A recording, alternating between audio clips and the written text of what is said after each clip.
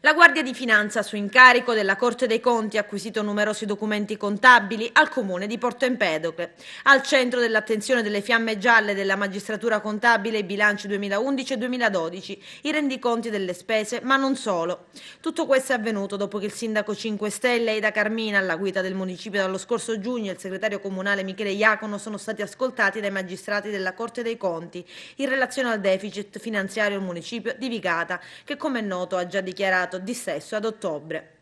Ed a novembre il commissario ispettivo Antonio Garofalo, inviato dalla Corte dei Conti e dalla Regione Siciliana, è stato al comune di Porto Empedocle per acquisire degli incartamenti contenenti delibere, atti, circolari che si riferiscono all'attività amministrativa degli anni passati, con riguardo anche alle indennità degli amministratori. Iniziativa giudiziaria sorta dopo una denuncia dell'ex commissario ispettivo Giuseppe Petralia. Evidentemente i giudici della Corte dei Conti non hanno ritenuto sufficiente il materiale sinora acquisito rispetto alla situazione finanziaria avvenuta a galla ed anzi hanno rilanciato inviando direttamente le fiamme gialle in comune. La delicata vicenda è in fase di critica evoluzione.